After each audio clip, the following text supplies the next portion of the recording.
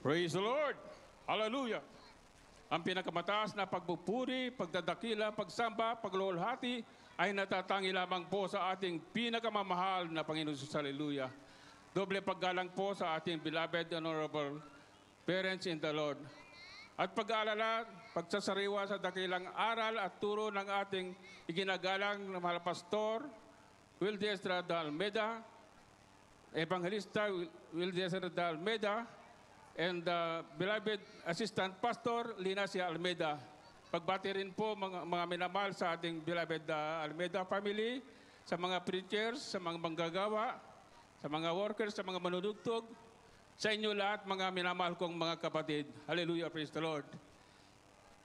Mga minamahal, para po sa mga baguhan, mga minamahal, nais ko lang po ibahagi, mga minamahal, ang kabutihan ng ating pinakamamahal na Diyos, sapagkat totoo po, ang Diyos na natagpuan natin ay buhay, mga minamahal. That's right. Hallelujah. Alam niyo po, nais ko lang po i-share, mga minamahal, nasave ako dito sa gawaing ito, 1988 po, mga minamahal.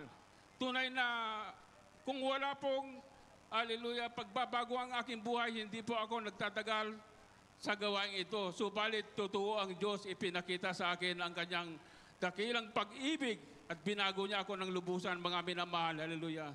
Yung time na yon, mga minamahal, tunay na ako po ay napakasamang tao, mga minamahal, na maituturing. Sapagkat marami na po kung lahat po ng bisyo ng kalalakihan ay nandiyan na sa akin, mga minamahal.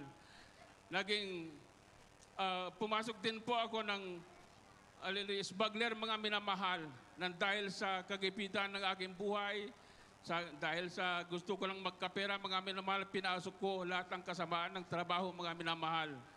Lagi akong nahuhuli ng mga mobile, subalit alam niyo po, mga minamahal, pagdating sa pera, nakukuha natin sa pakiusap yan, mga minamahal. Alam niyo po, mga minamahal, talagang totoo ang Diyos dito sa gawain ito, sapagkat dahil sa kasamaan ko, mga minamahal, alam niyo po, sa lugar ng eskolta, mga minamahal, tunay na taglay ko ay mga kasamaan dyan, mga minamahal.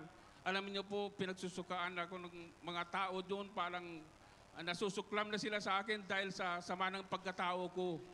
Alam niyo po, nung time na yon, mga minamahal, dahil sa kasama ng aking pagkatao, ako lang ang pinag-uusapan tuwing umaga na talagang hindi sila, ako tinatantanan na kanyang pinagsasabihan na talagang masama ang pagkatao ko. Subalit, alam niyo po, isang araw, mga minamahal, may isang tumawag sa akin na membro ng Jesus Miracle Crusade International Ministry. Hallelujah. Sabi po, mga minamahal, tumawag sa akin ang aking beloved pinsan na ito, mga minamahal, sapagat alam niya ang kasama ng pagkatao ko, mga minamahal. Dahil naisipan ko, mga minamahal, dahil sa sama ng pagkatao ko, naisipan ko na po yung magpagkamatay, mga minamahal. Dahil nung araw na yon, mga minamahal, meron akong baril na dala-dala, mga minamahal. Alam niyo po, nung isagawa ko na yung pagpapakamatay dahil po nahihiya na po ako sa mga tao. Yan po ay naglasing muna po ako bago ko isinagawa yan, mga minamahal. Pagdating ng hating gabi po, mga minamahal, nang lasing na po ako, mga minamahal, pinunot ko na yung aking baril, mga minamahal. Itinutok ko sa aking sentido, mga minamahal. Alam niyo po, meron pong tinig na naririnig ko, mga minamahal. Huwag. Pinipigil na po, sabi niya, huwag. Alam po, lumingon po ako sa aking tabi, wala naman po tao. Subalit, hindi po yan natatapos, mga minamahal ko, ibiniba ko yung aking baril. Tatalo na naman ako sa ilog ng Pasig, mga minamahal. Dahil gusto ko wakasan ang aking buhay. Subalit, meron na naman po na umaawat sa akin. Hindi ko alam kung anong kapangyarihan ng umaawat sa akin. Hallelujah. Dumating nga isang araw, mga minamahal, yung pala, mahal ako ng ating pinakamamahal na Jesus. May nag-share sa akin ang salita ng Diyos dito sa gawain ito, mga minamahal. Ang aking pinsan, ang sabi niya, Manong, dumalaw ka sa gawain ng Jesus Miracle Crusade International Ministry. Papaguhin ang iyong buhay. Alam niyo po, mga minamahal, Dahil sa kagustuhan ko po, mga minamahal, na mabago ang aking buhay dahil kahit yung pinsan ko nito, pag nalalasing ako, hinahabol ko yan, mga minamahal. Pinaunlakan ko po ang kanyang paanyaya, mga minamahal, doon po sa dako ng Mehan Garden. Alam ko na pagtanto ko, mga minamahal, na totoo ang Diyos sapagkat nagmamasid lang po ako, mga minamahal.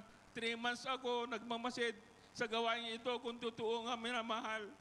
Subalit, nang napatunayan ko na totoo ang Diyos dito, hallelujah, praise God. Hallelujah. Alam niyo po, nag-decide na ako na magpabautismo po sa dago po ng pastoral house.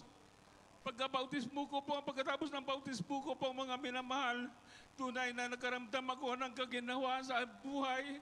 Ayaw ko na po uminom ng alak. Ayaw ko na po magulong buhay. Tunay na nagkaroon ako ng kapayapaan sa buhay.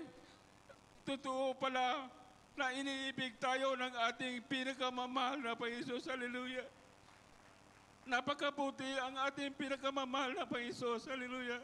Hanggang sa mga oras na to, alam niyo po, nagkaroon ako ng sakit.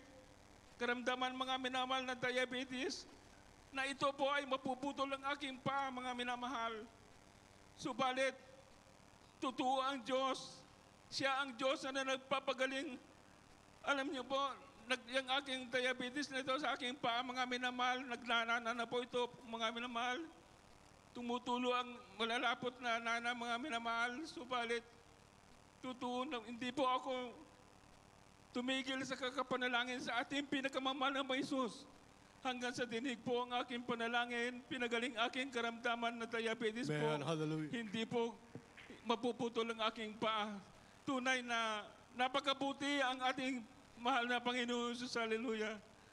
Isa pa po, mga minamahal, ako po ay nagkaroon ng pneumonia, mga minamahal, na ito po ay talagang iniinda ko na rin po, mga minamahal. Pumayat ako ng gusto, mga minamahal, sapagkat iniisip ko na lamang na ito ay ikamamatay ko, mga minamahal. Subalit, patuloy din ako na nananalangin sa ating pinakamamahal na Jesus.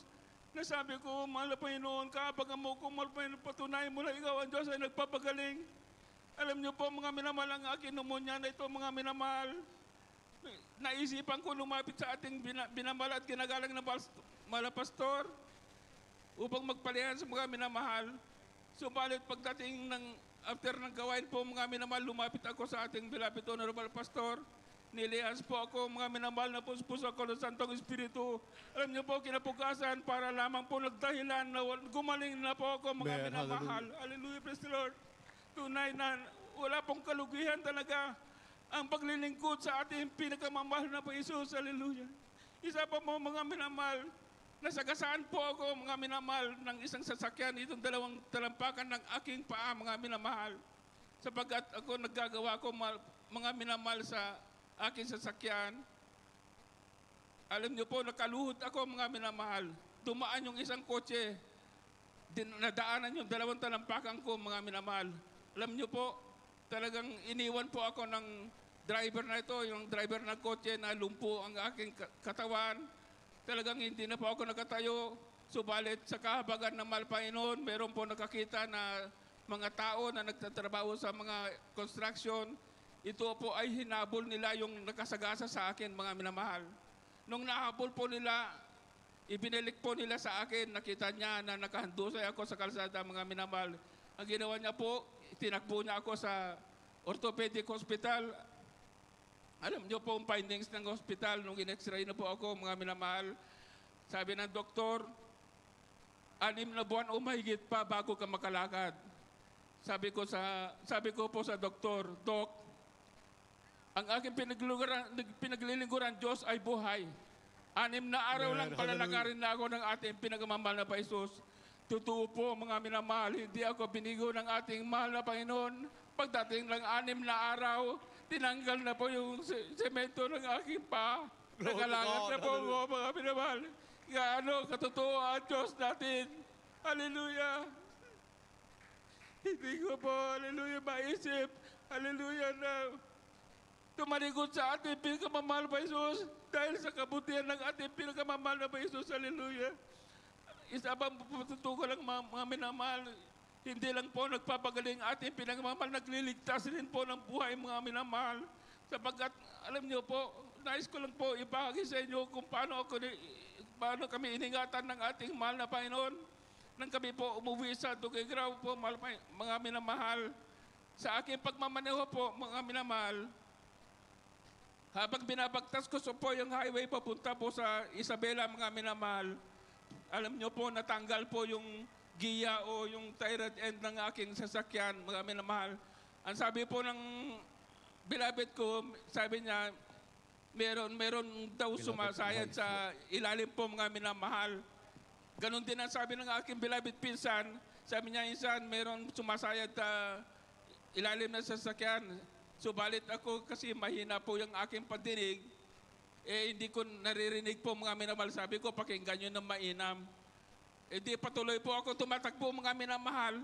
Alam niyo po, talagang ang Diyos ay nag-iingat. Pagdating ko po, mga minamahal, sa dako po ng Manlig, mga minamahal, tama-tama may checkpoint po doon, mga minamahal.